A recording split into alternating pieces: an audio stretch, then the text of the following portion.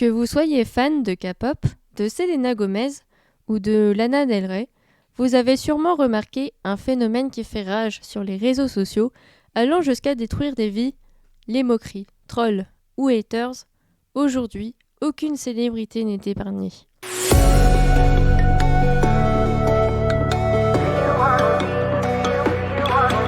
Salut à tous et bienvenue sur cette chaîne. Nous parlerons aujourd'hui de la méchanceté. Dans les médias, elle se manifeste de plus en plus et sous plusieurs formes, des plus banales aux plus violentes. Pour comprendre ce phénomène et ce qu'il révèle de notre société, nous nous appuierons sur l'ouvrage de François Jost, La méchanceté en actes à l'ère numérique, publié en 2018 aux éditions CNRS. Dans ce livre, l'auteur, qui est professeur en sciences de l'information et de la communication à l'université Sorbonne Nouvelle, analyse des actes qui révéleraient une forme moderne de lutte des classes. En effet, leurs auteurs s'opposeraient à ceux qu'ils percevraient comme faisant partie d'une élite. Gardez bien cette idée en tête et dites-moi en fin de vidéo ce que vous en pensez. En attendant, nous aborderons le premier degré de la méchanceté, le rire. Des individus se sont demandé si l'on pouvait rire de tout.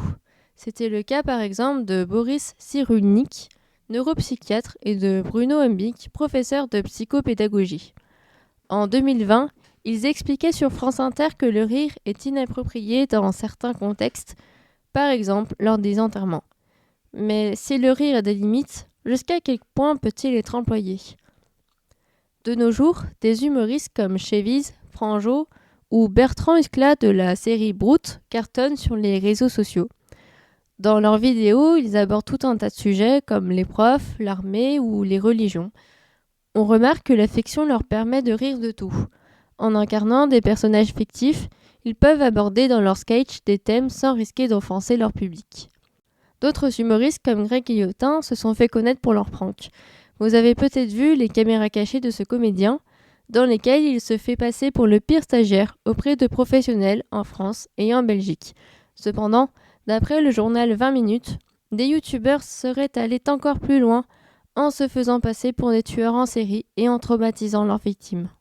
Pour continuer, François Jost prend l'exemple dans son livre du journal satirique et mensuel Harakiri, créé en 1960 pendant la guerre d'Algérie et les 30 Glorieuses. Il s'agit en quelque sorte de l'ancêtre de Groland et du Gorafi si vous les connaissez. Pour le présenter rapidement, le journal, qui a connu à la fois le succès et la censure, s'est défini comme bête et méchant suite à la réception d'un courrier, réel ou inventé, ça on ne sait pas, d'un lecteur indigné. Il s'est démarqué de la presse humoristique de l'époque, qui l'accusait de rendre les lecteurs bêtes, par exemple les potins de la commère, qui équivaut en quelque sorte au commérage de Lady Whistledown dans la chronique des Bridgerton, et des journaux d'information traditionnels comme Le Monde. Le journal a critiqué tout un tas de choses, par exemple il s'est moqué d'un article de François où un religieux classe les danses dans 3 catégories. François Jost explique que selon ce père dominicain, les danses d'origine européenne comme la valse sont inoffensives. Ensuite, les danses comme le tango sont considérées en soi comme une occasion de faute grave. Et enfin, les danses comme le swing seraient dangereuses en soi et un péché en elles-mêmes. Pour terminer, le rire peut être utilisé pour ridiculiser quelqu'un, comme on l'a vu par exemple ces dernières années avec le Hollande bashing. Avec le bashing, on ne se contente plus de parodier ou de critiquer quelque chose ou quelqu'un par la satire. Le but, pour reprendre les mots de François Jost, est de démolir l'adversaire. Ainsi, pour dénoncer sa supposée incompétence, la presse ridiculisait Hollande en reprenant des surnoms moqueurs qui lui avaient été attribués par des hommes politiques. Par exemple, Arnaud Montebourg, un ancien député du Parti socialiste, l'avait surnommé Flamby. Inspiré du célèbre dessert et faisant allusion à l'ancien embonpoint de Hollande, ce surnom avait été repris en 2016 par un humoriste de l'émission Salut les Terriens qui disait cette année-là « Hollande, son surnom c'est Flamby, Babar et Pépère et il est président ». Le bashing s'inscrit dans quelque chose de plus large, la société du spectacle, que l'on évoquera dans une seconde partie. Le philosophe et écrivain Guy Debord a évoqué la société du spectacle dans un bouquin publié en 1967.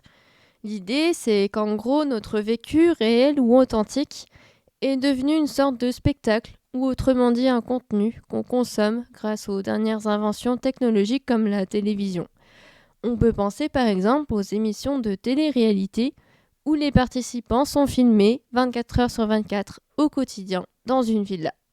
Selon Jost, on est passé des reality shows, c'est-à-dire des émissions basées sur des documentaires montrant des personnes dans leur vie quotidienne, aux émissions de télé-réalité actuelles avec l'arrivée de Love the Story dans les années 2000.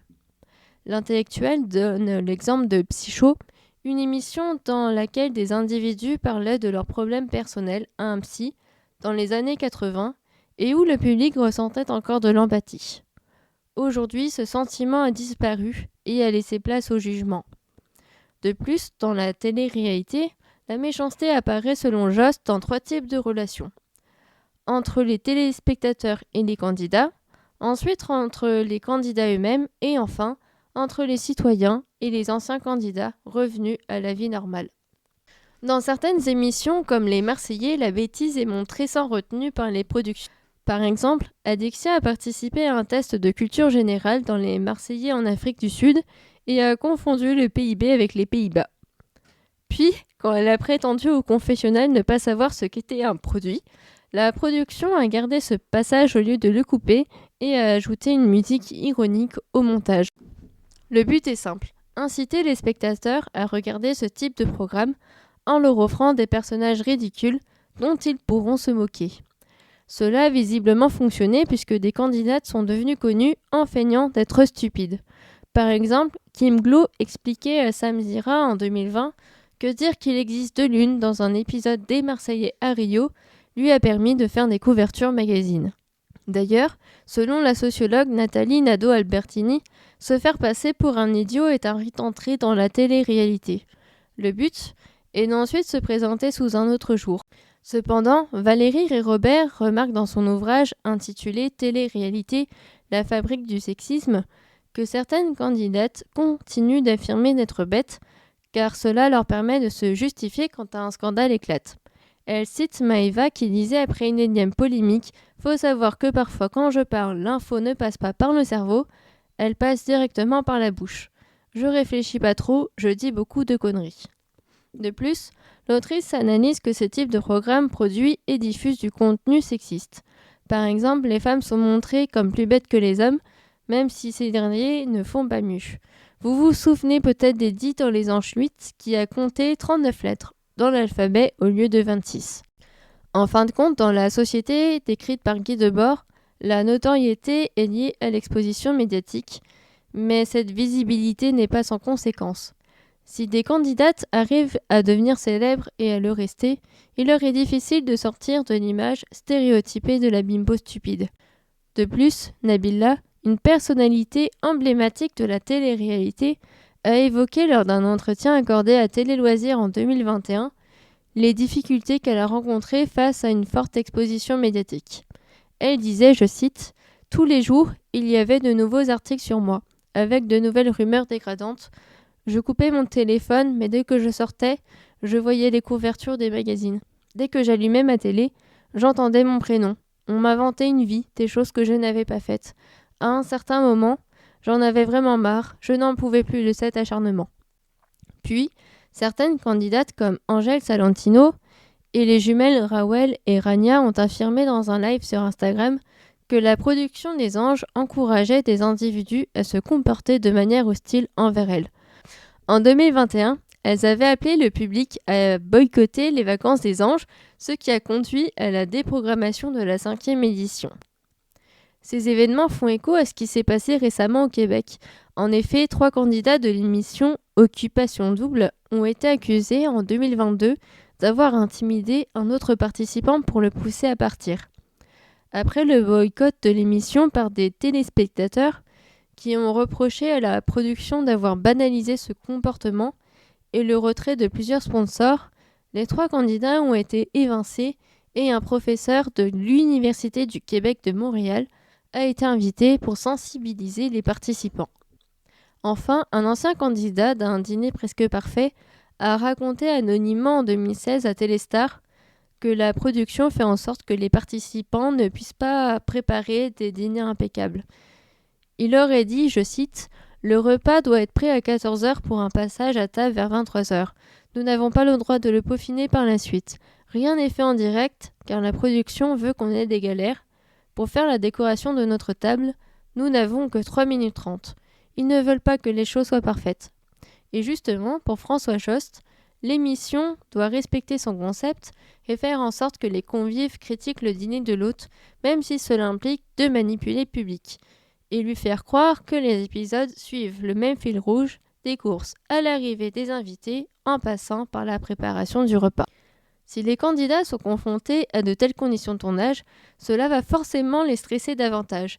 Et pour ne rien arranger, certains participants abandonnent les règles de politesse sous prétexte d'être honnêtes ou sans filtre. Par exemple, dans un épisode, des convives se sont jetés de la semoule après des échanges de piques.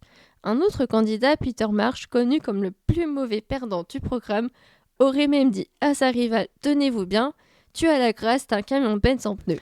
Dans une troisième partie, on verra que certains internautes, appelés trolls, provoquent des conflits, que ce soit pour des raisons politiques ou par pur sadisme. Dans un passage de son livre consacré aux trolls, François Jost mentionne le philosophe français Vladimir Jankélévitch, auteur de L'innocence et la méchanceté. Selon ce philosophe, la méchanceté s'incarne par la tentative de diviser. Le troll peut être comparé à Méphistophélès, un démon que l'on retrouve dans la légende de Faust, qui échoue à créer son propre monde diabolique et qui n'est satisfait qu'en provoquant le désordre. En effet, le troll, qui peut être n'importe qui, cherche à monter les gens les uns contre les autres, à semer le doute ou à interrompre une discussion constructive. Ensuite, selon Romain Badoir, un autre spécialiste en sciences de l'information et de la communication, le troll n'a pas de cible en particulier sauf s'il agit dans un but politique. Il évoque par exemple dans une interview sur France Inter les fermes à trolls chinoises ou russes où des individus sont payés pour promouvoir sur Internet leur gouvernement et pour décrédibiliser leurs adversaires. Aussi, le troll serait selon lui plus présent sur X, anciennement Twitter, en partie grâce à une modération moins stricte par rapport à d'autres plateformes. Il remarque également que des trolls peuvent agir au grand jour comme Donald Trump ou certains de ses électeurs. C'était le cas par exemple de David Westman, un ancien militaire qui a voté pour Donald Trump en 2016. En 2020, cet Américain témoignait à Paris Match, je cite « J'ai commencé par échanger avec les gens, à les troller, les insulter. C'était assez toxique la plupart du temps. Je pensais que les démocrates et la presse étaient les ennemis de l'Amérique. C'était très nocif. » Selon le journal, l'ancien troll conservateur a changé d'opinion et a voté cette même année pour le démocrate Joe Biden. Avec le trolling, on est clairement au-delà du bashing d'un président soi-disant incompétent. En effet, un troll peut aller, comme on l'a vu, jusqu'à insulter quelqu'un sur Internet. Dans une dernière partie, on évoquera le degré ultime de la méchanceté numérique, la haine, qui peut d'ailleurs être confondue avec le trolling, tellement la frontière entre les deux est fine. Selon une étude de l'Ipsos publiée en 2023, 67% des personnes interrogées disaient être confrontées régulièrement du contenu haineux sur Internet. 18% des enquêtés estimaient que ces contenus haineux ciblaient le plus souvent les femmes. Il existe justement sur Internet des communautés qui détestent profondément les femmes. Leurs membres sont appelés les blackpillers, les incels ou encore les célibataires involontaires. Selon Tanguy Granier, qui a écrit un article intitulé « Ces hommes qui détestent les femmes aux sources du masculinisme », le réseau Incel fut fondé à l'origine en 1997 par une jeune Canadienne nommée Alana.